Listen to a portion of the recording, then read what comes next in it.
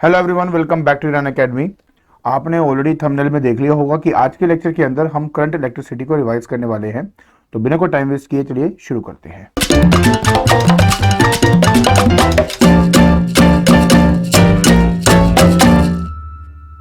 देखिए, हमें शुरुआत करनी है अपने सबसे पहले कॉन्सेप्ट ऑफ चार्ज के साथ।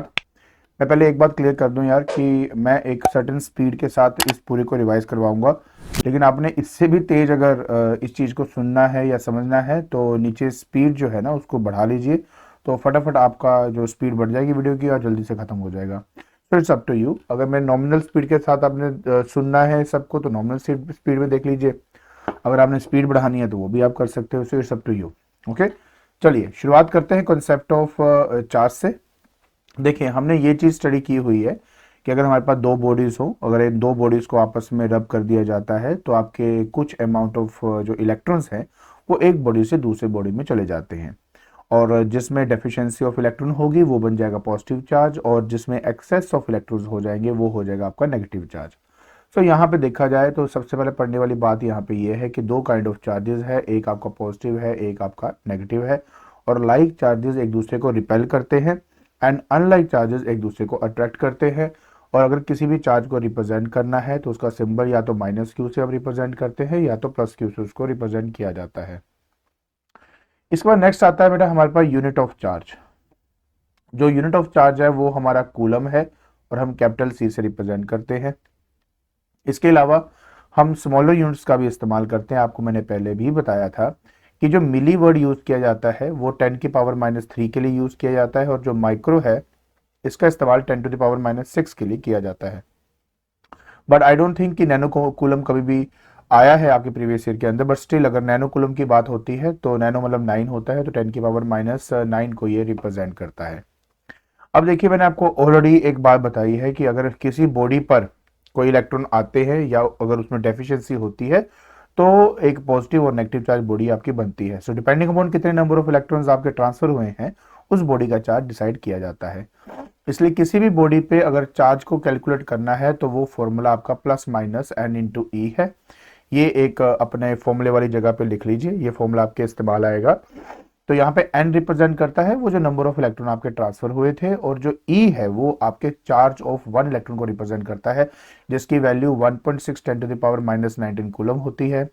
प्लीज रिमेंबर वन थिंग कि अगर आपके मतलब किसी में एक्सेस ऑफ इलेक्ट्रॉन हुए हैं तो उसमें माइनस चार्ज आएगा, और अगर किसी में डेफिशिएंसी है तो उसमें प्लस का साइन आएगा।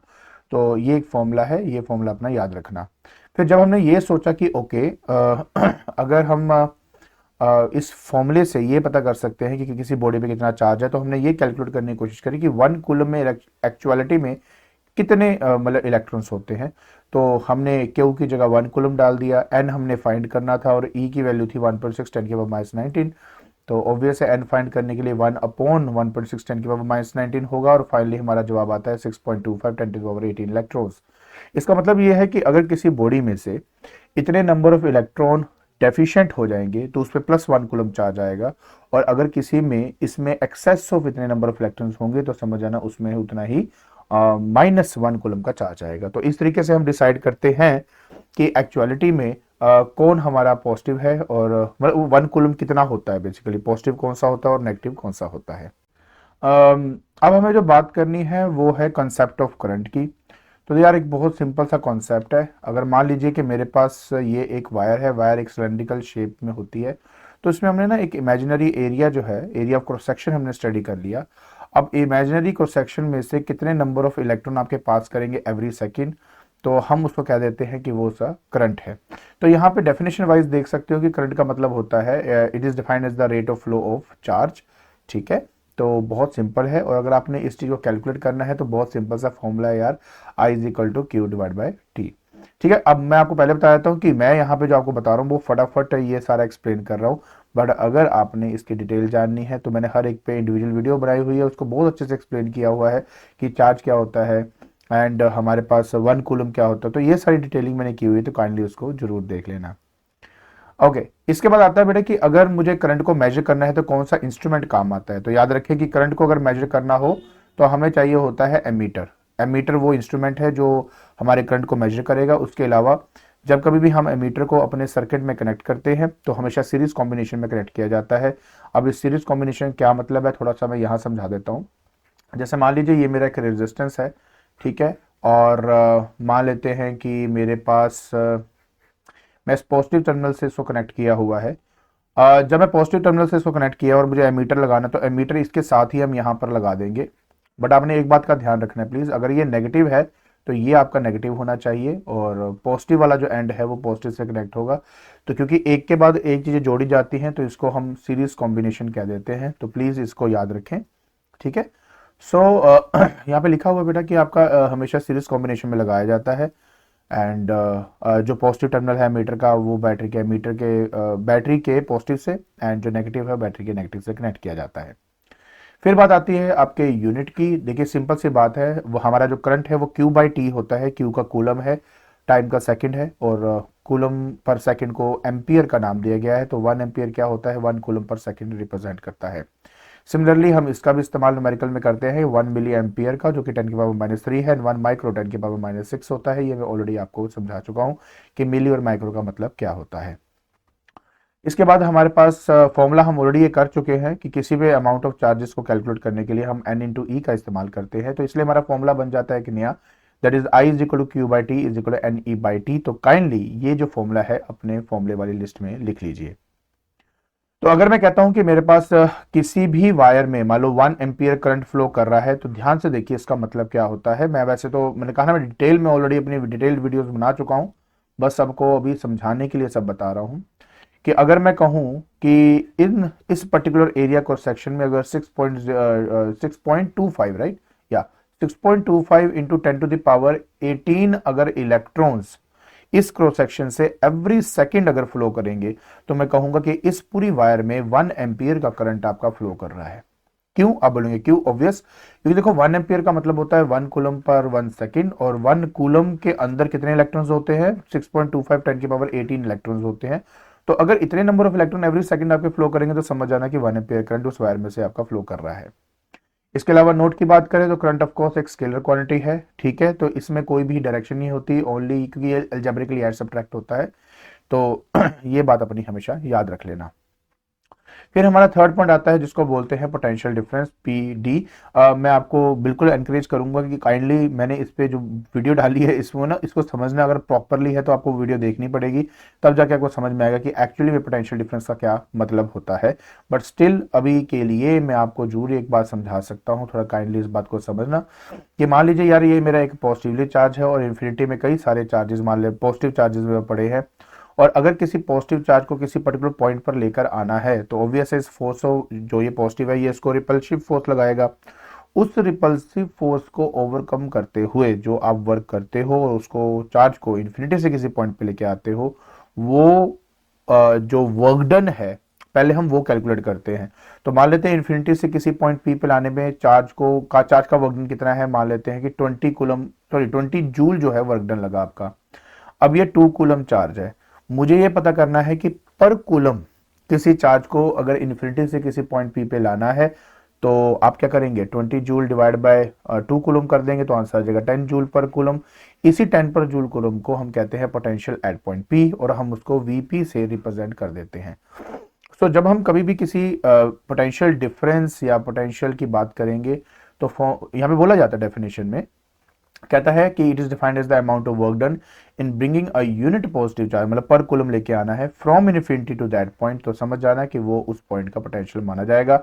आप उसको V से रिप्रेजेंट करते हैं। ऑफ कोर्स ये भी एक स्केलर क्वांटिटी है, तो काइंडली प्लीज इसको याद रखें, तो इससे में कभी भी कोई प्रॉब्लम नहीं आएगी, ठीक है। ओके, इसके अलावा अगर आप बात करते हो ये रहा, तो जो मैं फॉर्मूले की बात कर रहा था कि फॉर्मूला कैसे आएगा, फॉर्मूला ये है आपका work done divide by charge आप कर देंगे तो आपको आपका पोटेंशियल मिल जाएगा। यूनिट की बात करें, देखो यार वर्क जो है वो जूल होता है, नीचे हमारा कूलम होता है, और ये ना पूछा गया हुआ है प्रीवियस ईयर के अंदर कि name the physical quantity whose unit is joule per coulomb. तो आपको बताना चाहिए कि जूल पर कूलम जो है वो हमारा इलेक्ट्रिक पोटेंशियल का मतलब यूनिट होता है। और उसके बाद ये भी बोला गया था कि किस यूनिट से हम इसको एज ए होल रिप्रेजेंट करते हैं, तो आंसर है 1 वोल्ट, ठीक है। अगर आपसे पूछते हैं कि वोल्ट बेसिकली, तो 1 वोल्ट का क्या मतलब है, तो 1 वोल्ट का मतलब होता है कि 1 जूल ऑफ वर्क लग रहा है 1 कूलम चार्ज को मूव कराने के लिए from infinity to a certain point, तो समझ आना कि 1 वोल्ट वो कहलाएगा। अब आप बात करें हैं पोटेंशियल डिफरेंस की। देखिए पोटेंशियल और पोटेंशियल डिफरेंस में क्या अंतर है वो मैं समझा देता हूँ। जैसे मान लीजिए यार यही प्लस क्यू हैवी चार्ज है मेरे पास, इन्फिनिटी में कई सारे चार्जेस हैं, तो इन्फिनिटी में किसी पॉइंट पी पर लेके आऊंगा अगर सपोज, तो यहाँ से यहाँ तक पर कूलम वाइज चार्ज लाने में जो पोटेंशियल लगेगा मैंने उसको पोटेंशियल एट पी कह दिया। फिर वही सेम अमाउंट ऑफ चार्ज को उठाकर मैं इन्फिनिटी से किसी पॉइंट क्यू पे लेके जा रहा हूँ, तो यहाँ पर जो पोटेंशियल होगा वी क्यू हो जाएगा। अगर मैं वही सेम पर कूलम वाला चार्ज आपका पी से क्यू तक लेके जाता हूँ, सिर्फ पी से क्यू तक, तो बस इसी को पोटेंशियल डिफरेंस कहा गया, मतलब इन दोनों का डिफरेंस निकाल दीजिए। बाकी डिटेल में आपको ऑलरेडी बोल चुका हूं कि मैंने करवाया हुआ है, तो काइंडली वहां जरूर देख लेना। अभी मैं आपको सिर्फ रिवाइज करवा रहा हूं और फटाफट आपको इंपॉर्टेंट बातें टिक करवा रहा हूं कि भाई ये बातें आपने याद रखनी है। ओके, सो पोटेंशियल डिफरेंस का मतलब क्या होता है? Amount of work done in moving a unit positive charge from one point two another point. तो अगर one point two another point की बात हो रही है तो पोटेंशियल डिफरेंस है। अगर infinity to a certain point की बात हो रही है तो वो आपका मतलब इलेक्ट्रिक पोटेंशियल कहलाया जाएगा। ऑफ कोर्स ये भी एक स्केलर क्वांटिटी है यार। अगर आप potential difference between two point a and b निकालना चाहते हो तो पोटेंशियल डिफरेंस का मतलब डिफरेंस ऑफ दो two potential v a minus v b, और वो again work done upon charge के बराबर आएगा। लेकिन ये वो वर्क डन होगा जितना वर्क डन लग रहा है ए से मतलब बी टू ए जो है टेस्ट चार्ज को ले जाने में, या ए टू बी टेस्ट चार्ज को ले जाने में, ठीक है। तो ये वही आपका आएगा। अब सवाल ये आता है कि इसको मेजरमेंट करने के लिए किस इंस्ट्रूमेंट का इस्तेमाल होता है। जैसे एमीटर के अंदर हमने जिस इंस्ट्रूमेंट का इस्तेमाल किया था वो एमीटर था, तो इसके लिए होता है वोल्ट मीटर। और वोल्ट मीटर को जब भी सर्किट में कनेक्ट किया गया है हमेशा पैरेलल में कनेक्ट किया गया है। अब सवाल ये है कि कैसे, क्या मतलब है सर इस चीज का। देखिए ध्यान से, मैं ये भी समझा देता हूँ। जैसे मान लीजिए कि ये मेरा एक रेजिस्टेंस है। अगर आपको याद हो तो मैंने कहा था कि हम रास्ते में एक एमीटर लगाते हैं। ये मेरा पॉजिटिव है, ये मेरा नेगेटिव है। आगे तो रियोस्टेट भी लगाते हैं, मैं कोई पंगा नहीं ले रहा, मैं सिंपल आपको समझाने के लिए बता रहा हूँ। तो ये पॉजिटिव है तो ये पॉजिटिव रहेगा, ये आपका नेगेटिव रहेगा। वोल्ट मीटर को जब भी लगाना है तो जिस पर्टिकुलर टू पॉइंट्स के अक्रॉस का पोटेंशियल डिफरेंस निकालना है हमेशा उन दो पॉइंट के साथ अटैच करते हैं। जैसे कि मुझे रेजिस्टेंस के अक्रॉस कितना पोटेंशियल डिफरेंस है वो कैलकुलेट करना है, तो याद रखें जो वोल्ट मीटर का पॉजिटिव होगा वो बैटरी के पॉजिटिव साइड होना चाहिए, और वोल्ट मीटर का जो नेगेटिव होगा वो आपके बैटरी के नेगेटिव साइड होना चाहिए। और आप देख सकते हो क्योंकि दो डिफरेंट पॉइंट्स के साथ अटैच्ड है ये, तो ये हमारा पैरेलल में लगा हुआ है, दिस इज माय पैरेलल, और ये जो है ये मेरा सीरीज में लगा हुआ है। तो काइंडली समझें कि सीरीज कौन सा है और आपका पैरेलल कौन सा है, तो समझना आपके लिए आसान हो जाएगा, ठीक है। बाकी सेम यार, वोल्ट 1 वोल्ट इसका यूनिट है, सब कुछ वही है यार, डिफरेंस कुछ नहीं है। आप समझ गए हो कि इन्फिनिटी से अगर ला रहे हैं तो पोटेंशियल कहेंगे, अगर दो एक पॉइंट से दूसरे पॉइंट में ला रहे हैं तो पोटेंशियल डिफरेंस कहेंगे, राइट। डन। आगे चलते हैं कॉन्सेप्ट ऑफ रेजिस्टेंस के साथ। इसके लिए मैं जरूर आपको एक पिक्चर दिखाऊंगा। जैसे ये पिक्चर को देखें, अब इस पिक्चर के अंदर क्या क्या दिख रहा है कि जितने भी आपके देखो, अगर मैं किसी भी कॉपर वायर की बात करता हूं तो उसमें पॉजिटिव आयंस होते हैं जो मूव नहीं कर सकते, इमोबाइल होते हैं, लेकिन उनसे निकले हुए इलेक्ट्रॉन जो है वो रैंडमली मूव करते हैं in all of the direction. लेकिन जिस टाइम मैं किसी सेल को अटैच कर देता हूं तो इन इलेक्ट्रॉन्स को एक फोर्स मिलती है, उस फोर्स की वजह से सारे इलेक्ट्रॉन वन पर्टिकुलर डायरेक्शन में मूव करते हैं। जिस टाइम वो वन पर्टिकुलर डायरेक्शन में मूव करते हैं तो रास्ते में जो आपके कॉपर के आयंस होते हैं, कॉपर के एटम्स होते हैं, ये उनसे जाके टकराते हैं। यही वो ऑब्स्ट्रक्शन है फ्लो ऑफ इलेक्ट्रॉन्स को जो मिल रही है, जिसका नाम रेजिस्टेंस रखा गया है। तो अगर ये ऑब्स्ट्रक्शन या नंबर ऑफ कोलिजन्स बहुत ज्यादा है तो समझ जाइए कि उसकी रेजिस्टेंस भी बहुत ज्यादा होगी।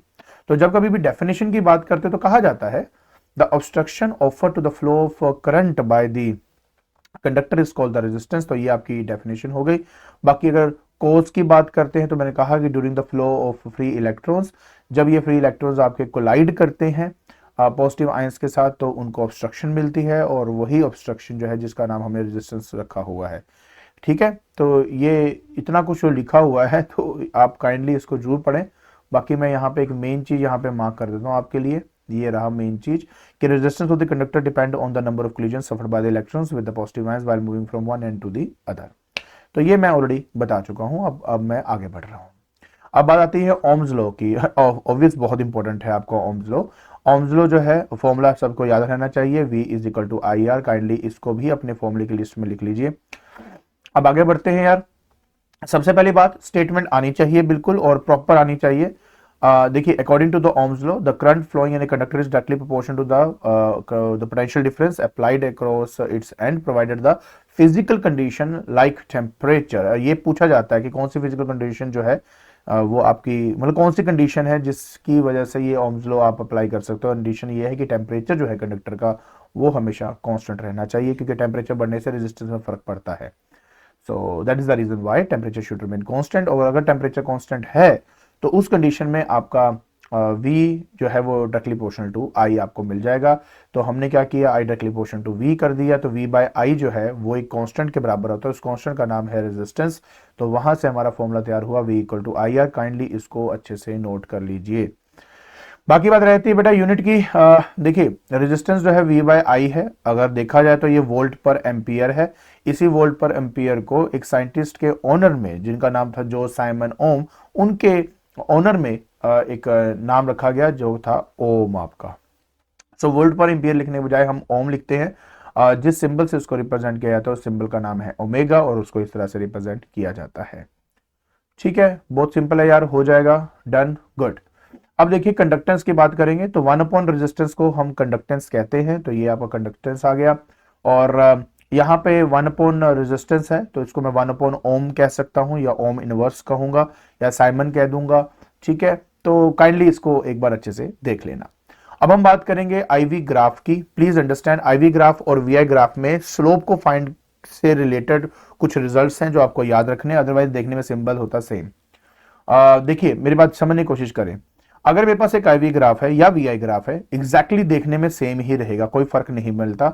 लेकिन अगर मान लीजिए किसी पॉइंट को, दो पॉइंट्स को लेकर अगर मैं स्लोप निकालता हूं, नो स्लोप कैसे निकालते हैं, first make a triangle and ये है आपका डेल्टा आई जो कि वाई एक्सिस के अलोंग है, और ये है आपका डेल्टा वी जो कि एक्स एक्सिस के अलोंग है।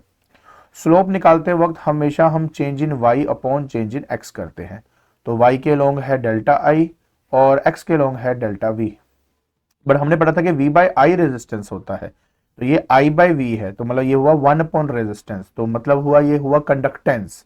तो हमें ये बात याद रखनी है प्लीज कि अगर एक आईवी ग्राफ है तो आईवी ग्राफ के अंदर अगर मैं उसका स्लोप निकालता हूं तो वो मुझे 1 अपॉन रेजिस्टेंस देता है, जिसको हम कंडक्टेंस कहते हैं। तो आप अपने फॉर्मूला वाले पार्ट पे इसको ड्रॉ करके ये जरूर लिखें। लिमिटेशंस वही है यार कि हमेशा temperature of the conductor should remain constant, तभी होगा, अदरवाइज नहीं होगा। उसके बाद जब ये एक्सपेरिमेंटल की बात आती है तो कई लोग मुझे पूछते हैं कि सर ये इतना बड़ा एक्सपेरिमेंट याद करना पड़ेगा, तो आंसर है बिल्कुल भी नहीं याद करना। आपको क्या करना है, ये डायग्राम आनी चाहिए बिल्कुल। अगर आप देख सकते हो रेजिस्टेंस के बिल्कुल पैरेलल में वोल्ट मीटर लगा हुआ है, ये आपका एमीटर लगा हुआ है, ये की है कि ये रियोस्टेट है जिसका काम होता है करंट की वैल्यू को कम या ज्यादा करना पूरे सर्किट के अंदर। तो ये तो कर सकते, कोई बड़ी बात नहीं है ना, कर लेना इसको अच्छे से। अब मैं आपको आगे जो है लेके चलता हूं। क्या ये ड्रॉ करने को आएगा? हाँ जी, ड्रॉ करने को आएगा, तो काइंडली इसकी प्रैक्टिस आपको करनी ही पड़ेगी। प्रोसीजर लिखने को बिल्कुल नहीं आता, कुछ नहीं आपने यहाँ पे करना है। ठीक है, तो अब आपका जो ध्यान लेके जाओ, ये कुछ नहीं करना। हाँ, अब हम वीआई ग्राफ की बात जरूर करेंगे। पहले हमने आईवी ग्राफ किया था, अब हम बात करेंगे वीआई ग्राफ की। तो देखिए वाई एक्सिस में इस बार क्या बना हुआ है v, और एक्स एक्सिस में इस बार क्या बना हुआ है i। ग्राफ देखने में एग्जैक्टली सेम है, लेकिन अगर मैं अब इसका स्लोप निकालूंगा तो मुझे delta v over delta i मिलेगा, जो कि रेजिस्टेंस होती है। तो प्लीज अंडरस्टैंड वन थिंग, अगर आपको आई वी ग्राफ बोला जा रहा है तो पहला जो लेटर है वो i है, तो वो वाई एक्सिस पे बनाएंगे, दूसरा आप अपना v में बनाएंगे। तो इससे मैटर करता है, इससे फर्क पड़ता है कि ये वी ग्राफ है या आईवी ग्राफ है। तो आईवी ग्राफ का स्लोप देता है 1 अपॉन रेजिस्टेंस, और वी ग्राफ का जो स्लोप है वो हमें क्या देगा, वी ग्राफ का स्लोप हमें मिलता है रेजिस्टेंस। तो दोनों में फर्क होता है। ठीक हो गया जी, चलिए आगे बढ़ते हैं। अब हमें बात करनी है ohmic and non ohmic resistors की। ठीक है, तो हाँ, उससे पहले ये रिजल्ट प्लीज यहाँ पे मार्क कर लीजिए कि वी ग्राफ के अंदर ना जिसका स्लोप सबसे ज्यादा होता है उसकी रेजिस्टेंस सबसे ज्यादा होता है। इसके बारे में मुझे आपको एक बात जरूर बतानी है, प्लीज थोड़ा ध्यान दें इस बात को लेके कि मान लीजिए कि मेरे पास ये है वी ग्राफ। अब वी ग्राफ के अंदर मान लेते हैं कि मैं दो ऐसे लाइंस बना देता हूं, ये ए है ये बी है, और अगर आपसे पूछूं किसकी रेजिस्टेंस ज्यादा है किसकी रेजिस्टेंस कम है, तो स्लोप को आइडेंटिफाई करके आराम से बताया जा सकता है कि कौन सा मेरा सीरीज है और कौन सा मेरा नहीं, सीरीज पहले नहीं, सॉरी, मतलब किसका रेजिस्टेंस ज्यादा है और किसका रेजिस्टेंस कम है। स्लोप कैसे पता लगती है? एंगल से। देखिए जिसका एंगल एक्स एक्सिस का स्मॉल होगा ना, वो समझ आना कि उसका स्लोप भी कम है। तो इसका जो स्लोप है वो ज्यादा है थीटा डैश का, तो ऑटोमेटिकली बी वाले का स्लोप ज्यादा है तो इसकी रेजिस्टेंस भी ज्यादा होगी। लेकिन अगर ये आईवी ग्राफ है मेरा, तो मैंने कहा क्या था, आईवी ग्राफ क्या होता है, 1 अपॉन रेजिस्टेंस होता है ना, सेम है देखने में, ये भी ए है ये भी बी है, ये मेरा थीटा एंगल है ये मेरा थीटा डैश है। अब इस कंडीशन में बी का स्लोप 100% ज्यादा है एज कंपेयर टू ए, लेकिन आपका जो स्लोप है आईवी ग्राफ का 1 अपॉन रेजिस्टेंस होता है, इसलिए जिसका स्लोप ज्यादा होगा उसकी रेजिस्टेंस कम होगी। तो ए और बी में इस बार जो रेजिस्टेंस ज्यादा होगी वो ए की होगी, अगर ये आईवी ग्राफ है। तो इसलिए ये छोटी छोटी बातें जरूर होती है, बट इसको समझना बहुत इंपॉर्टेंट होता है, उसमें गलती नहीं हम कर सकते, ठीक है। ओके, नेक्स्ट आता है ओमिक रेजिस्टेंस। ओमिक रेजिस्टर वो होते हैं जो ओम्स लॉ को ओबे करते हैं।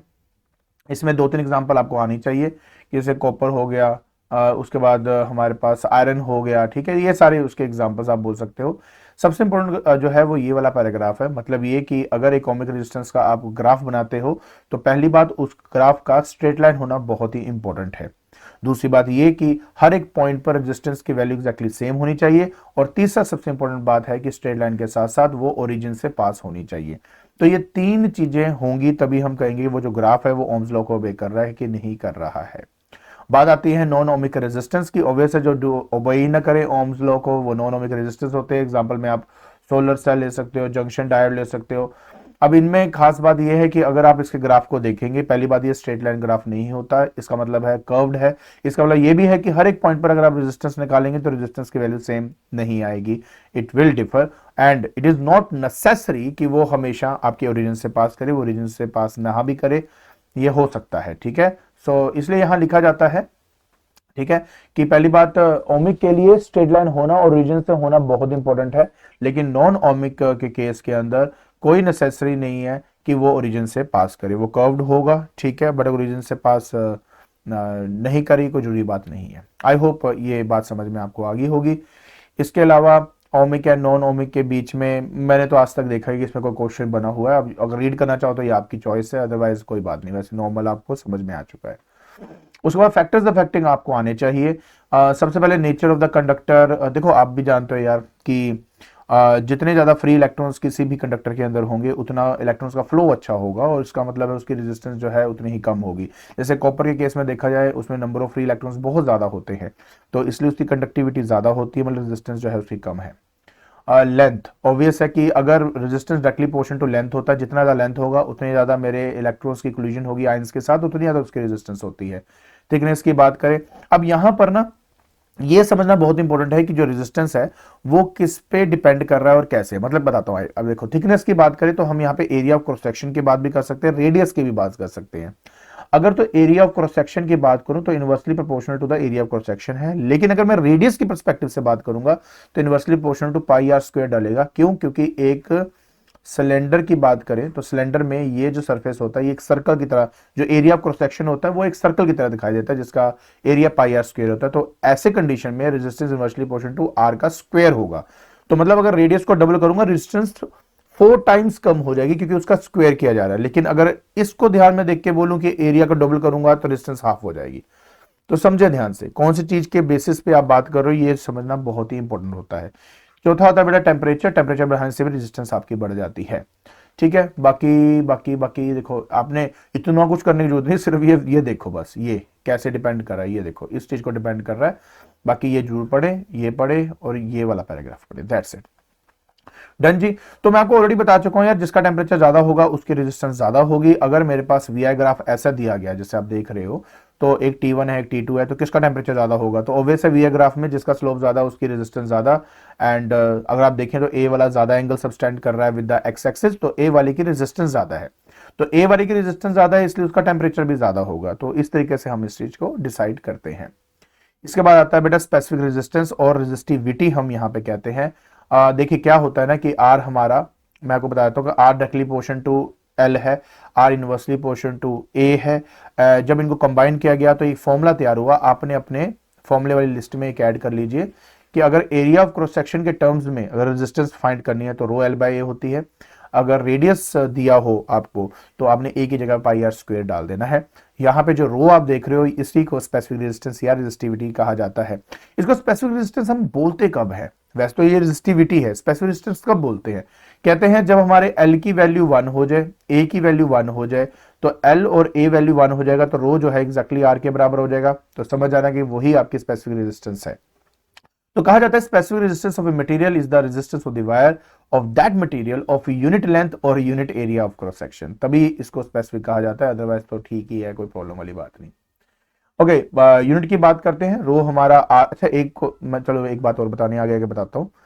पहली बात ये कि यूनिट की बात करते हैं। रो हमारा आर ए बाई एल है, तो आर का ओम हो जाएगा, ए का मीटर स्क्वायर हो जाएगा, एल का मीटर है, मीटर से मीटर का, तो ओम मीटर आपका जो है वो इसका सही आंसर है। क्या ये बॉक्स याद करना है? नहीं भाई, बिल्कुल भी नहीं, इसको छोड़ो। आगे बढ़ते हैं, फैक्टर्स जरूर स्टडी करने हैं यार, फैक्टर्स नहीं हम छोड़ सकते। तो पहला फैक्टर क्या है कि क्या ये किस पे डिपेंड करता है? देखो यार, सबसे इंपॉर्टेंट बात है, ये मटेरियल पे डिपेंड करता है। दूसरा टेम्परेचर पे डिपेंड करता है आपका। ठीक है, कैसे डिपेंड करता है मटेरियल पे? देखिए मैं आपको ना एक एग्जांपल दे दूंगा। आजकल जो क्वेश्चन ज्यादातर आते हैं, कहते हैं दो कॉपर की वायर्स हैं, एक कॉपर की वायर की जो लेंथ है वो ज्यादा है और दूसरे कॉपर की वायर की जो लेंथ है वो कम है। ठीक है, अगर आपसे पूछो ये ए है ये बी है, कि भाई किसकी रेजिस्टेंस ज्यादा है, तो आप बोलेंगे ए की रेजिस्टेंस ज्यादा है as compared to R B. Reason that because जिसकी लेंथ ज्यादा होती है उसकी रेजिस्टेंस ज्यादा होती है, हमने पढ़ा हुआ है। लेकिन अगर पूछूंगा किसकी रेजिस्टिविटी ज्यादा है, तो आंसर है दोनों की रेजिस्टिविटी सेम होगी, क्योंकि रेजिस्टिविटी सिर्फ मटेरियल पे डिपेंड करती है, ना कि उसके लेंथ पे या एरिया पे डिपेंड करता है। ठीक है, तो रेजिस्टिविटी ए की जो होगी वही आपकी बी की होगी। तो ये हमेशा याद रखना है, इसमें गलती मत करना, क्योंकि मैंने बहुत बार देखा बच्चों को गलती करते हुए वाली। ठीक है, और टेम्परेचर में वही यार, टेम्परेचर बढ़ेगा तो रेजिस्टिविटी आपकी बढ़ेगी, सिंपल सी बात है। तो ये है जो आपने याद करना है। हाँ, उसके बाद ये नोट काफी इंपॉर्टेंट है। इंपॉर्टेंट नहीं कहूंगा, ये नोट ना एक्चुअली न्यूमेरिकल सोल्व करने के लिए है। प्लीज ट्राई टू अंडरस्टैंड जो बताने वाला हूँ, शायद आपके जल्दी जल्दी में वो समझ आ जाए। नहीं आएगा तो डिटेल तो मैंने वीडियो बनाई हुई है, काइंडली उसको जरूर देखना। तो मेरे पास एक वायर है यार, उसकी लेंथ एल है, उसका एरिया ऑफ क्रॉस सेक्शन हमारा ए है। जब आप किसी वायर को स्ट्रेच करते हो, तो स्ट्रेच करने से क्या होता है ना कि वायर पतली हो जाती है, मतलब उसका एरिया क्रॉस सेक्शन कम हो जाता है।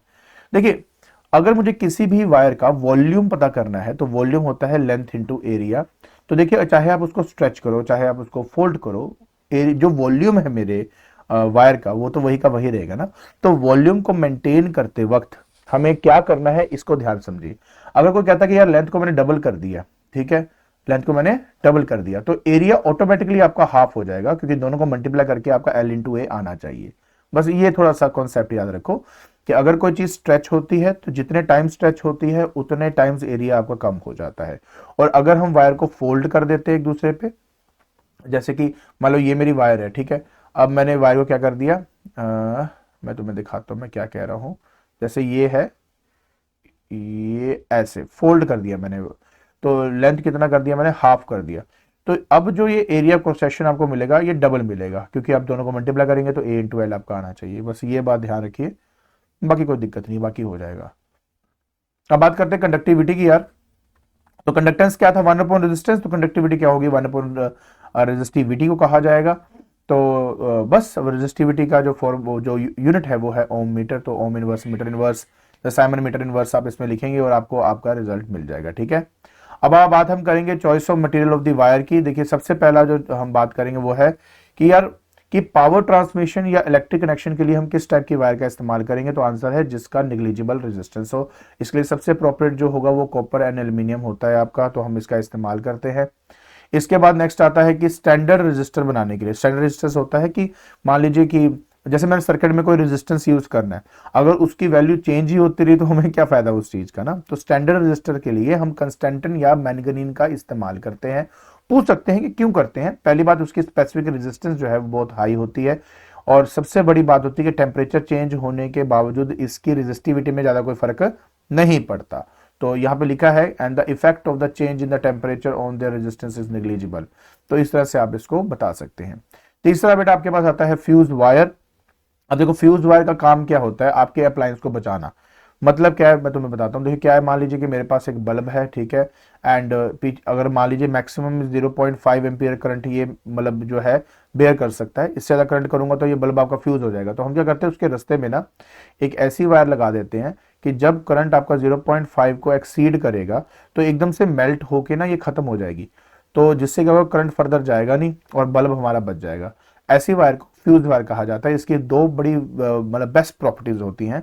पहली प्रॉपर्टी है कि इसका मेल्टिंग पॉइंट हमारा लो होता है ताकि जल्दी से मेल्ट हो जाए, और दूसरा इसकी हाई रेजिस्टिविटी होती है, और उसके लिए बेस्ट है alloy of lead and tin का इस्तेमाल करना। क्यों? क्योंकि देखो मेल्टिंग पॉइंट क्या है आपकी लो है, स्पेसिफिक जो रेजिस्टेंस है इसकी ज्यादा है। तो बस इतना ही कर लीजिए, बहुत है। फिलामेंट के अंदर यार हम टंगस्टन वायर का इस्तेमाल करते हैं, क्योंकि जब वो पूरी तरह ग्लो करेगा, जब वो हीटअप होगा तो उसके ग्लो की वजह से तो लाइट प्रोड्यूस होगी ना, तो उसका हाई मेल्टिंग पॉइंट होना चाहिए। और पांचवा हमें चाहिए एक हीटिंग एलिमेंट जो हम हीटर या टोस्टर में यूज करें वो निक्रोम वायर है, क्योंकि इसकी बेस्ट बात ये है कि स्पेसिफिक रेजिस्टेंस तो ज्यादा है ही है, बट जैसे जैसे इसका जो है मतलब टेम्परेचर बढ़ता रहता है वैसे वैसे रेजिस्टेंस भी बढ़ती रहती है, और जैसे रेजिस्टेंस बढ़ेगी और टेम्परेचर बढ़ता जाएगा, तो ये निक्रोम बेस्ट है इस मामले के लिए। इसके बाद आती है बात बेटा सुपर कंडक्टर की। अब देखिए एक्सपेरिमेंटली हमने ये तो ऑब्जर्व कर लिया था कि रेजिस्टेंस जो है वो हमारे टेम्परेचर बढ़ती है तो रेजिस्टेंस भी बढ़ जाती है, तो उसका रिवर्स क्यों नहीं पॉसिबल। मतलब ये कि अगर टेम्परेचर घट कम करें तो रेजिस्टेंस भी कम होनी चाहिए। तो एक ऐसे कंडक्टर जिसमें हम एब्सोल्यूट अगर मान लो जीरो तक पहुंच जाएंगे तो रेजिस्टेंस तो बिल्कुल ही जीरो हो जाएगी, तो उस तरह के कंडक्टर को हम सुपर कंडक्टर का नाम देते हैं। तो यहाँ पे लिखा हुआ है कि superconductor is a substance of zero resistance at a very low temperature. Example बस याद कर लीजिए कि मर्क्यूरी जो है below 4.2 kelvin and lead below 7.25 kelvin, niobium जो है बिलो 9.2 केल्विन जो है वो as a superconductor behave करते हैं। बस इससे ज्यादा करने की जरूरत नहीं है, और इसके साथ आपका जो पहला पार्ट है वो कवर होता है। अब चलिए मैं आपको बी पार्ट की तरफ लेके चलता हूँ। अब हमने बात करनी है यार बी पार्ट की। यार बी पार्ट में ना देखने को बहुत लगता है कि भाई कितना कुछ लिखा हुआ है, बट इसमें करने को बहुत कम है। आई टेल यू क्या क्या करना है। पहले एक सिंपल सी बात को पहले समझ लो। पहली बात वही, डिटेल जाननी है तो वीडियो अपलोडेड है, जाके वहां देखो समझ में आएगा। अभी के लिए फटाफट बताने के लिए, देखिए मार्केट से आप मान लीजिए कोई एक सेल लेके आते हो, उस सेल की वैल्यू होती है 1.5 वोल्ट, ठीक है। अगर आप वोल्ट मीटर लगा के चेक भी करेंगे तो भी उसकी वैल्यू यही आएगी 1.5 वोल्ट। अभी काम में नहीं यूज नहीं किया है इस सेल का, लेकिन जैसे ही हम मान लेते हैं कि एक रेजिस्टेंस मैंने एक्सटर्नली लगाया हुआ है, बट जैसे मैं स्विच को ऑन करता हूं ना तो मैं ये देखता हूं कि यार इसकी वैल्यू 1.5 से गिर के मान लेते 1.3 वोल्ट हो जाती है। तो मतलब अब आउटपुट वोल्टेज 1.5 नहीं है, आउटपुट वोल्टेज कितनी मिल रही है, सिर्फ 1.3 वोल्ट, जो कि सिर्फ सेल के बाहर है। तो अब मैं आपको दो तीन बातें समझाऊंगा, जल्दी जल्दी समझना। सबसे पहले बात, जो मैक्सिमम वोल्टेज जो ये पहले इनिशियली शो कर रहा था, जिस टाइम कोई करंट आपका सर्किट में फ्लो नहीं कर रहा था, उस ईएमएफ, उस वैल्यू को ईएमएफ कहा जाता है, उस मैक्सिमम वोल्टेज को ईएमएफ कहते हैं। लेकिन जैसे ही करंट आपका इसमें फ्लो करना शुरू हो गया, उस टाइम इसकी वोल्टेज में एक गिरावट आ जाती है। वो गिरावट इसलिए आती है क्योंकि सेल के अंदर भी एक रेजिस्टेंस होती है जिसको इंटरनल रेजिस्टेंस कहा जाता है, और वो इंटरनल रेजिस्टेंस कुछ वोल्टेज को खत्म कर देता है, और बाकी बची हुई वोल्टेज जो है वो हमारे सर्किट में भेज देता है। जो बाकी बची हुई वोल्टेज है जो कि 1.3 वोल्ट आपको दिख रही है, जो सर्किट के बाहर आपको दिख रही है, वो 1.3 वोल्ट एक्चुअली में टर्मिनल वोल्टेज कहलाई जाती है। सो क्या होती है, ये टर्मिनल वोल्टेज होती है। क्लियर। इसके बाद अब मैंने कहा ना कि इनको सब्ट्रैक्ट करके जो वोल्टेज खत्म होगी उसको वोल्टेज ड्रॉप कहेंगे, वोल्टेज ड्रॉप कहेंगे। अब जल्दी से समझाने के लिए मैं आपको एक बात बता देता हूं। देखिए, अगर तो आपने टर्मिनल वोल्टेज को कैलकुलेट करना है, पहला तरीका है कि आप नेट करंट निकाल लो भाई कितना फ्लो कर रहा है, और जितना एक्सटर्नल रेजिस्टेंस है, जितना भी एक्सटर्नल रेजिस्टेंस है उससे मल्टीप्लाई कर दो, आपको टर्मिनल वोल्टेज मिल जाएगा। तो ये एक तरीका है। दूसरा तरीका यह है टर्मिनल वोल्टेज निकालने का कि ई में से ना आप माइनस कर दीजिए वोल्टेज ड्रॉप को, तो भी आपको टर्मिनल वोल्टेज मिल जाएगा। वोल्टेज ड्रॉप निकालने के लिए क्या करते हैं कि करंट इंटू इंटरनल रेजिस्टेंस किया जाता है, जो बैटरी के अंदर का रेजिस्टेंस है ना उससे मल्टीप्लाई कर दीजिए, आपको आपका वोल्टेज ड्रॉप मिल जाएगा। तो आपका फॉर्मूला थोड़ा मैनिपुलेट भी कर सकता हूं मैं, इसको आई इंटू स्मॉल आर कर देता हूं। तो याद रखें यार, वैसे तो V की वैल्यू हमेशा लेस देन E ही होती है, क्योंकि E में से कुछ माइनस होता है। लेकिन अगर आपका करंट ही जीरो हो गया, मतलब कोई करंट फ्लो ही नहीं कर रहा सर्किट के अंदर, उस केस में V E के बराबर होता है। तो ये दो कंडीशन जो है वो आपने याद रखनी है। ठीक हो गया। ओके। सो अगर आपको ये बातें समझ में आई है, ये बात क्लियर है आपको, तो मैं यहीं पे आपको समझाऊंगा कि टर्मिनल वोल्टेज की जगह पे मैं चाहूं तो I इंटू आर एक्सटर्नल लिख दूंगा, E minus I into small R कर दूंगा, तो ये इधर जाएगा। तो I अगर निकालेंगे तो E divide by R external plus तुम्हारा स्मॉल आर जो है वो आपको मिलता है। तो ये वो फॉर्मूला यार जिससे आप नेट जो करंट आपका फ्लो कर रहा है आप इसको कैलकुलेट कर सकते हो। तो काइंडली ये फॉर्मूला जितने भी हैं आपके, आपने बस इसकी लिस्ट बनानी है। हाँ, बाकी बात रहे थे यार सर डेफिनेशन का करनी पड़ेगी यार। देखो आज की डेट में डेफिनेशन आ जाती है, तो हाँ तो आंसर हाँ ही है, यही कहूंगा मैं आपको। ठीक है, अब कौन सी डेफिनेशन करनी है यार, दो तीन डेफिनेशन दी हुई है। मैं कहूंगा कि पहले आप ईएमएफ के लिए ये वाली डेफिनेशन कर लीजिए, नीचे वाली।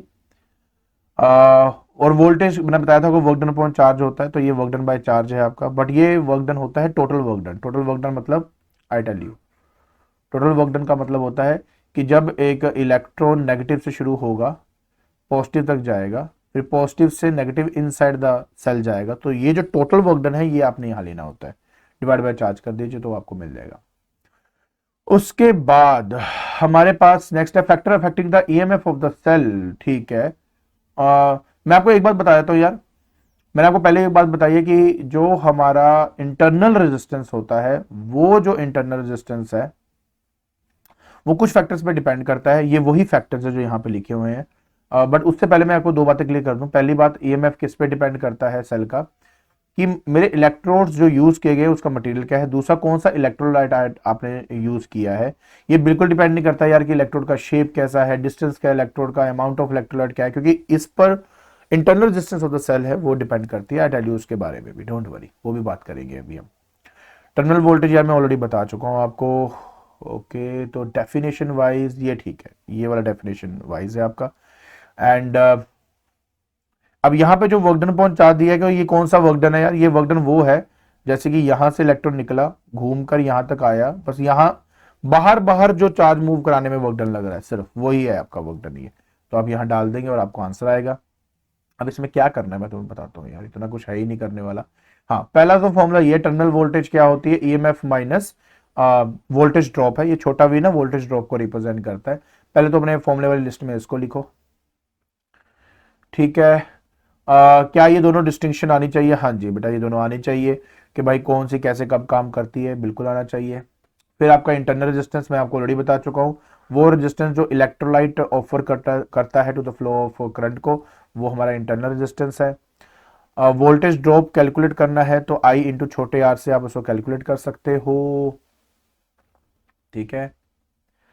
Okay okay okay okay okay okay okay okay okay, हाँ, ये वो फॉर्मूला है जो आपने याद रखना है, जो मैं ऑलरेडी बता चुका हूं, that is E divide by capital R plus small R. इससे आप टोटल करंट जो है फाइंड कर सकते हो। टर्मिनल वोल्टेज कैलकुलेट करनी है तो ये formula V is equal to I into capital R. Voltage drop calculate करनी है तो V I into small R. Internal resistance का ये भी एक डायरेक्ट फॉर्मूला है, E by V minus one into capital R. सिर्फ फॉर्मूला याद करो, ज्यादा इसमें मतलब पेचीदा करने की जरूरत नहीं है, ठीक है। नेक्स्ट है factors affecting the internal resistance. चार यार फैक्टर्स मैंने आपको ऑलरेडी बताया था। पहले तो यार सरफेस एरिया, जितना ज्यादा सरफेस एरिया होगा उतना ही कम आपका इंटरनल रेजिस्टेंस होता है, पहले तो ये समझिए। डिस्टेंस, जितना ज्यादा डिस्टेंस होगा ग्रेटर इंटरनल रेजिस्टेंस होगी। नेचर एंड कॉन्सेंट्रेशन की बात करें तो यार देखो, जितना ज्यादा हाईली कॉन्सेंट्रेटेड हमारे पास इलेक्ट्रोलाइट होता है ना, उतना कम वो आयनिक होता है, उतने कम फ्री आयंस होते हैं, तो ग्रेटर इंटरनल रेजिस्टेंस हो जाती है। तो ज्यादा कॉन्सेंट्रेशन मतलब ज्यादा इंटरनल रेजिस्टेंस। टेम्परेचर अगर ज्यादा है तो कम इसका इंटरनल रेजिस्टेंस होता है, क्योंकि हम यहाँ पे आयंस के साथ डील कर रहे हैं, यहाँ पे फ्री इलेक्ट्रॉन्स के साथ बात नहीं हो रही है, क्योंकि ये सेल के अंदर के इलेक्ट्रोलाइट की बात हो रही है। तो काइंडली यार इसको चारों को अच्छे से कर लेना। हाँ, अब बात करें कॉम्बिनेशन ऑफ रेजिस्टेंस की। देखो दो तीन है। पहली बात, हम सीरीज कॉम्बिनेशन में देखते हैं या पैरेलल कॉम्बिनेशन में देखते हैं या उनका मिक्सचर देखा जाता है। तो पहले हम सीरीज कॉम्बिनेशन की बात कर लेते हैं। सीरीज कॉम्बिनेशन दिखता कैसे, जब एक के बाद एक चीजें जुड़ी होती है तो इसको हम सीरीज कॉम्बिनेशन कहते हैं। बीच में इतना तामझाम पढ़ने की जरूरत नहीं है आपको, प्लीज सिर्फ ये देखो कि रेजिस्टेंस सीरीज में कैसे होती है। R1 R2 R3 क्या ये सीरीज में? हाँ जी सीरीज में है, ठीक हो गया। इसके अलावा नेक्स्ट ये दो पॉइंट्स जो बहुत इंपॉर्टेंट है। पहला पॉइंट ये बताता है यार कि सीरीज कॉम्बिनेशन में ना हर एक रेजिस्टेंस में सेम अमाउंट ऑफ करंट आपका फ्लो करता है। जो करंट इधर जाएगा वो करंट इधर जाएगा, जो करंट इधर जाएगा। तीसरा ये बोलता है कि हर एक रेजिस्टेंस के क्रॉस जो वोल्टेज है वो डिफरेंट होगी, और इन तीनों का जो सम होगा वो नेट वोल्टेज के या बैटरी के वोल्टेज के बराबर होगा। जैसे देखो यार, इसमें करंट आई है, ये R1 है, अगर वोल्टेज निकालना है ए बी के क्रॉस तो आई इंटू R1 कर दूंगा। यहां हो जाएगा आई इंटू R2, ये हो जाएगा आई इंटू R3। इन तीनों का जो सम होगा ये मेरे नेट वोल्टेज के बराबर होगा, और इसी का इस्तेमाल करके हमने अपना नेट रेजिस्टेंस का फॉर्मूला निकाला है कि RS क्या होता है, R1 plus R2 plus R3। ठीक है, ये प्लीज याद रखना। तो मेन बात ये है कि जो भी आपका नेट रेजिस्टेंस आता है सीरीज कॉम्बिनेशन में, वो दिए गए रेजिस्टेंस से हमेशा ज्यादा होता है, मतलब इंडिविजुअल रेजिस्टेंस से ज्यादा होता है, और वैल्यू बढ़ जाती है, पूरे रेजिस्टेंस की वैल्यू बढ़ जाती है, और ओवरऑल जो करंट की वैल्यू वो घट जाती है। एग्जांपल बड़ा अच्छा दिया है कि 2 3 5 आपके सीरीज में लगे हुए तो नेट कॉम्बिनेशन दोनों का सम दैट इज 10 ओम हो जाएगा। अब पैरेलल की बात करते हैं। पैरेलल वो होते हैं जिनके जैसे हर एक रेजिस्टेंस के दो एंड जो है ना वो आपस में जुड़े हो, तो ये पैरेलल कॉम्बिनेशन आपका होता है। पहले कॉम्बिनेशन में सबसे बड़ी पहला पॉइंट यही है कि हर एक को इंडिविजुअल करंट मिलता है, और जिस रेजिस्टेंस की वैल्यू ज्यादा होती है वहां पे कम करंट आपका फ्लो करेगा, बिल्कुल। लेकिन पैरेलल कॉम्बिनेशन की खास बात यह है कि हर के अक्रॉस का जो वोल्टेज की वैल्यू है वो सेम होती है। जैसे I1 R1 बराबर होगा I2 R2 के, बराबर होगा I3 R3 के, लेकिन ये जो I है वो एक्चुअली में सम होता है I1 plus I2 plus I3। ठीक है, तो ये हमेशा याद रखना। वही बात बच्चे, मैंने आपको कहा ना कि ये दो बातों में बड़े अच्छे से एक्सप्लेन की गई है, जो बातें मैंने बताई है आपको यहाँ पे, 2 पॉइंट आपने जरूर रीड करने हैं। इसके अलावा एक्सप्रेशन क्या है, ये है बेटा 1/RP किसके बराबर होता है, 1/R1 plus 1/R2 plus 1/R3। इससे आप नेट रेजिस्टेंस कैलकुलेट कर सकते हो। जो मैं टिक कर रहा हूँ सिर्फ उतना ही पढ़ना है, ज्यादा करने की जरूरत नहीं है, टाइम वेस्ट करेंगे और कुछ नहीं करेंगे आप। ठीक है जी। बाकी अगर n इक्वल रेजिस्टेंस है तो n/R हो जाएगा, अगर सीरीज होता तो NR होता। ठीक है, और उल्टा करेंगे तो R/N हो जाएगा पैरेलल का। ओके, ठीक है, ये करने की जरूरत नहीं है, आप सिंपल निकाल के रेसिप्रोकल कर लो। जैसे कि यहाँ पे 1, 10 और 100 पैरेलल में दिया, तो इक्विवेलेंट रेजिस्टेंस क्या होगा, 1/1, 1/10, 1/100। और जब आपका आंसर आ जाए उसका रेसिप्रोकल करना मत भूलना, मैंने बहुतों को देखा रेसिप्रोकल करना भूल जाते हैं, तो प्लीज। और सबसे बड़ी बात यह है कि देखो जो भी हमारा आंसर आ रहा है 0.9 आ रहा है, जो दिए गए रेजिस्टेंस से सबसे कम है। तो पैरेलल में क्या होता है, जो भी आंसर आता है वो दिए गए रेजिस्टेंस से सबसे कम होता है, और सीरीज में दिए गए रेजिस्टेंस से सबसे ज्यादा होता है। कॉम्बिनेशन यार ये सॉल्व करने आपको आने चाहिए यार, कि देखो जैसे मान लो यहाँ पे दिख रहा है कि दोनों पैरेलल हैं, ये आपके सीरीज में हैं, तो इन दोनों को पैरेलल सॉल्व करके सीरीज के साथ करके अपना नेट रेजिस्टेंस निकालोगे। मैं आपको ना इस जरूर सजेस्ट करूंगा कि इसमें ये जो बी पार्ट है ना, इसमें एज सच पढ़ने वाला कम पार्ट है, लेकिन इसमें प्रैक्टिस करना बहुत इंपॉर्टेंट है। और प्रैक्टिस करने के लिए मैंने ऑलरेडी जो अपनी वीडियोस मैंने डाली हैं पूरे जो टाइम लेके बनाई हुई है मैंने, इसमें टाइम लगता है ऑफ कोर्स है, उसमें हर एक न्यूमेरिकल को ना मैंने सॉल्व किया हुआ है। काइंडली यार उस वीडियो को जरूर देखना, क्योंकि क्या होगा ना कि आपको ये समझ में आ जाएगा ये सीरीज और पैरेलल कॉम्बिनेशन को एक्चुअली में सॉल्व कैसे किया जाता है। ठीक है, क्योंकि अगर मैं रिवीजन के पर्सपेक्टिव से बात करूं तो ज्यादा कुछ है नहीं इस पर्टिकुलर पार्ट के अंदर बताने के लिए। अब जैसे मान लो ऐसा क्वेश्चन आ जाए, वी ग्राफ है, कौन सा सीरीज है कौन सा पैरेलल, अगर मुझे पूछता है तो मैंने कहा ना कि पैरेलल कॉम्बिनेशन में रेजिस्टेंस घटती है, तो जिसकी रेजिस्टेंस सबसे कम होगी वो पैरेलल कॉम्बिनेशन होगा, जिसकी रेजिस्टेंस सबसे ज्यादा होगी वो सीरीज कॉम्बिनेशन होगा। तो ऐसे क्वेश्चन आपको बन सकते हैं, तो आपको आने चाहिए। ठीक है, बाकी यार मैं आपको ये जरूर बताना चाहूंगा कि करंट की डिस्ट्रीब्यूशन कैसे करते थे, मैं आपकी इसमें जरूर हेल्प कर देता हूँ, ये 2 मिनट काम है। देखिए यार, अगर मान लीजिए कि मेरे पास दो रेजिस्टेंस है, जैसे ये एक, ये देखिए ये ऐसे, ये मेरा R1 है, ये मेरा R2 है, ये करंट है। ठीक है, तो ये मेरा I1 हो गया, मान लो ये मेरा I2 हो गया। तो करंट की डिस्ट्रीब्यूशन करने के दो तरीके हैं। पहला तरीका ये है कि आप कर लो R1:R2, आप निकालो, पहले रेशियो आपको मिल जाएगी। तो अगर आपने मान लीजिए I1 निकालना है, तो I1 के साथ कौन सा रेजिस्टेंस है R1, उसको छोड़ दो, दूसरा पकड़ो R2 divide by R1 plus R2 कर दो, और साथ में टोटल करंट मल्टीप्लाई कर दो। तो इससे क्या हो जाएगा, आपको वो करंट डायरेक्टली मिल जाएगा। उस तरह अगर आपने I2 कैलकुलेट करना है, तो I2 किस में से पास, और R2 में से उसको छोड़ के R1 ले लो, तो R1 divide by R1 plus R2 और टोटल करंट कर दीजिए, इससे करंट डिस्ट्रीब्यूशन आपको मिल जाएगी। ठीक है, तो ऐसे हम इसको डिस्ट्रीब्यूट कर सकते हैं। बाकी तो यार न्यूमेरिकल मैंने ऑलरेडी कराया हुआ है। चलिए अब हम सी पार्ट की बात करते हैं। सी पार्ट के बाद जब हम सी पार्ट की बात करते हैं, वो है इलेक्ट्रिकल एनर्जी के बेस। ये पूरा तामझाम पढ़ने की ऐसे कोई जरूरत नहीं, इसको छोड़ दो। हाँ, सबसे पहले आता है इलेक्ट्रिकल एनर्जी। ज्यादातर जो क्वेश्चन आते हैं इलेक्ट्रिकल एनर्जी को कैलकुलेट कैसे किया जाता है उसके बेसिस पे आते हैं, तो ये सारी थ्योरी आप निकाल सकते हो आराम से। बस ये ब्लू बॉक्स करो, इस ब्लू बॉक्स के अंदर सारे फॉर्मूले दिए हुए हैं। आपको बताता हूँ कि W तो आपका वर्क है, और वर्क और इलेक्ट्रिकल एनर्जी एक ही बात होती है, मैंने आपको पहले भी बताया हुआ है, एनर्जी और वर्क एक जैसी चीज होती है। तो अगर आपको याद हो तो V equal to work done divide by charge, मैंने बताया था, चार्ज मल्टीप्लाई कर दो V के साथ, तो पहला फॉर्मूला तैयार। करंट क्या होता, क्यू क्या होता है, करंट इंटू टाइम, पुट कर दीजिए V into Y into T, I² RT और V² upon R into T. तो ये फॉर्मूला इस्तेमाल करके आप इलेक्ट्रिकल एनर्जी कैलकुलेट कर सकते हो। तो काइंडली अपने फॉर्मूले वाली लिस्ट के अंदर इनको लिख लीजिए। ऐसा यूनिट सभी का जूल होगा, क्योंकि एनर्जी का जूल ही होता है। उसके बाद आता है इलेक्ट्रिक पावर। पावर जो होता है work done divide by time होता है। अब आप क्या करेंगे, जितने फॉर्मूले आपको दिख रहे हैं सभी को टाइम से उड़ा दीजिए, तो ऑटोमेटिकली आपका इलेक्ट्रिक पावर वाला फॉर्मूला तैयार हो जाएगा। तो आपने ये याद रखना है कि work done divide by time जो है वो पावर होता है। तो वर्क डन क्या थी, इलेक्ट्रिकल एनर्जी ना, तो इलेक्ट्रिकल एनर्जी निकालनी है तो पावर इंटू टाइम करके भी आप निकाल सकते हो। दूसरा आपका V इंटू आई है, फिर V² अपॉन R है और I² R है, ये हमारा फॉर्मूला है। लेकिन मैं इन फॉर्मूले में ना एक बात आपसे डिस्कस करना चाहूंगा, प्लीज काइंडली उसको देखना, कि जब हमारा सीरीज कॉम्बिनेशन होता है ना, तो उस केस में हम ये वाला प्रेफर करते हैं, क्योंकि सीरीज कॉम्बिनेशन में करंट की वैल्यू क्या होती है, कांस्टेंट होती है। और जब हम पैरेलल कॉम्बिनेशन की बात करते हैं रेजिस्टेंस की, तो उस टाइम हम ये फॉर्मूला इस्तेमाल करते हैं कि पैरेलल में वोल्टेज कांस्टेंट होती है ना, तो ये हम पैरेलल में इस्तेमाल करते हैं, पैरेलल में इसका इस्तेमाल करते हैं। तो ये थोड़ा सा ध्यान रखेंगे तो आपके लिए बेटर रहेगा। बाकी यूनिट की बात करें यार, पावर का जो यूनिट है वो हमारा वॉट होता है, जो कि जूल पर सेकंड है। ये भी पूछा गया था कि name the physical quantity whose और unit is joule per second, तो आंसर हमारा वॉट होता है। 1 वॉट की डेफिनेशन बिल्कुल आनी चाहिए जी, कि अगर मैं मेरे पास वायर है, वायर में मैं वोल्ट की बैटरी लगा दूं और उसमें 1 एम्पियर करंट अगर आपका फ्लो करे तो कितना पावर कंज्यूम करेगा आपका ये 1 वॉट। उसके बाद मेगा वोट पता होना चाहिए, बिल्कुल जी, इसका भी इस्तेमाल हुआ है। किलो वोट पता होना चाहिए, 10 की पावर 3 होता है, मेगा 6 होता है, गीगा 9 होता है, ये पता होना चाहिए। अब हम बात करेंगे कमर्शियल यूनिट की। कमर्शियल यूनिट यार बेसिकली वो यूनिट है जिनके बेसिस पे हमारे को इलेक्ट्रिसिटी बिल जो है वो हमें बन के आता है।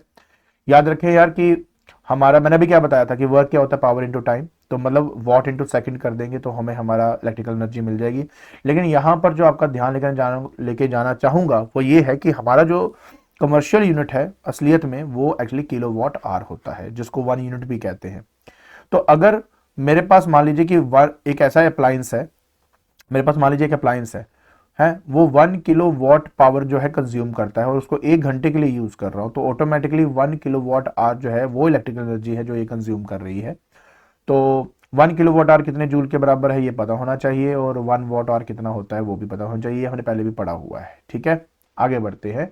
बाकी ये कैलकुलेट करके कि भाई कितना kilowatt hour electrical energy consume हुआ है, उससे हम अपना जो बिल है वो डिफाइन करते हैं, उसके बारे में थोड़ा सा आगे मैं आपको बताऊंगा। पावर रेटिंग की बात करेंगे, पेपर में पूछ लेते होते हैं बेटा कि बताइए कि इलेक्ट्रिक बल्ब में लिखा हुआ है 100 वॉट एंड 220 वोल्ट, तो इसका क्या मतलब है? तो इसका मतलब ये होता है कि अगर आप उस बल्ब को 220 वोल्ट की सप्लाई दोगे तो ये 100 वॉट पावर कंज्यूम करेगा। 100 वॉट पावर कंज्यूम करने का मतलब होता है कि 100 जूल ऑफ एनर्जी कंज्यूम करेगा एवरी सेकेंड। तो ये सब चीजें आपको पता होनी चाहिए, तो ये पैराग्राफ इंपॉर्टेंट है इस चीज में। और इसके अलावा ये रीडिंग क्या बताती है बेटा? इस रीडिंग की हेल्प से हम दो चीजें फाइंड कर सकते हैं। सबसे पहले हम ये पता कर सकते हैं कि उस अप्लायंस की रेजिस्टेंस कितनी है, जो कि फॉर्मूला लगा सकते हो V²/P, इससे आप उसकी रेजिस्टेंस कैलकुलेट कर लोगे। दूसरा, वो जो बल्ब है मैक्सिमम कितना करंट बेयर कर सकता है, उसके लिए P/V करके भी आप देखो ना, P = V × I था ना, तो I क्या हो जाएगा P/V। तो ये दोनों फॉर्मूला की हेल्प से आप रेजिस्टेंस और कितना करंट मैक्सिमम ये बेयर कर सकता है वो आप कैलकुलेट कर सकते हो। तो जैसे मान लो 100 वॉट 220 वोल्ट है, तो मैक्सिमम रेजिस्टेंस का 484 ओम होगा। लेकिन नोट बहुत इंपॉर्टेंट है इसमें कि यार मानता हूं कि इसकी रेजिस्टेंस 484 ओम है, लेकिन अगर बल्ब आपका ठंडा है तो ये जो वैल्यू है वो 484 से तो कम ही होगी, क्योंकि एक सिंपल सी बात है यार, टेम्परेचर के साथ रेजिस्टेंस में फर्क पड़ता है। तो जब बल्ब पूरा गर्म होता है उस टाइम जो रेजिस्टेंस मैक्सिमम होती है वो 484 ओम की है, लेकिन जब आपका बल्ब ठंडा है, फिलामेंट ठंडा है, तो उस केस में रेजिस्टेंस की वैल्यू कम होती है। बाकी बेटे यार मैंने बता दिया, सेफ करंट लिमिट निकालना है तो P/V करके आपने वो निकाल लिया। तो अगर करंट की वैल्यू इससे एक्सीड कर गई तो समझ आ रहा बल्ब आपका फ्यूज हो जाएगा, तो ये बात आपने ध्यान रखनी है। समझ में आ गया जी? तो ये सारी बात है। इसमें ना ये एग्जांपल जरूर प्रैक्टिस कर लेना, ये बड़ा अच्छा एग्जांपल है। कहता है कि बल्ब जो है ना वो 100 वॉट 220 वोल्ट का है, तो अगर आप उसको 220 वोल्ट सप्लाई दे रहे हो तो 100 वॉट की पावर वो कंज्यूम करेगा। लेकिन अगर आप मान लीजिए आपने कह दिया कि मैं 220 वोल्ट नहीं दूंगा यार, मैं उससे कम दूंगा, 110 वोल्ट दूंगा, आपका वोल्ट दूंगा, तो बताइए कितनी पावर कंज्यूम करेगा? तो ऐसा न्यूमेरिकल भी आ सकता है और इसके ऊपर प्रैक्टिस भी आपने करनी है। देखिए, ऐसे के लिए दो स्टेप करने होते हैं। सबसे पहले जो हमें दिया जाता है उससे हम रेजिस्टेंस कैलकुलेट करते हैं। रेजिस्टेंस कितना आ गया? 484 ओम। अब रेजिस्टेंस की हेल्प लेकर और जो नई वोल्टेज है उसकी हेल्प लेके हम अपनी पावर को फाइंड करते हैं V²/P करके, तो आंसर आता है 25 वॉट। ठीक है, तो इस तरीके से हम वो कर सकते हैं। चलिए, तो क्या ये पावर रेटिंग याद करनी है? बिल्कुल नहीं करनी, छोड़ दीजिए। House hold consumption electrical energy की बात करते हैं, जो मैं ऑलरेडी बता चुका था। देखिए यार, आपको क्या करना है कि इलेक्ट्रिकल एनर्जी जो है ना वो किलोवाट आवर में आपने निकालना है। मतलब पावर आपका किलोवाट में होना चाहिए, टाइम आपका आवर में होना चाहिए। मान लीजिए पावर अगर आपका वॉट में है तो किलोवाट में कन्वर्ट करने के लिए डिवाइड बाय 1000 कर लीजिए। अगर मान लीजिए हमें जो वोल्टेज और करंट दिया हुआ है तो वोल्टेज और करंट को मल्टीप्लाई करके वॉट में आ जाएगा, उसके बाद डिवाइड बाय 1000 करके किलोवाट आवर कर लीजिए।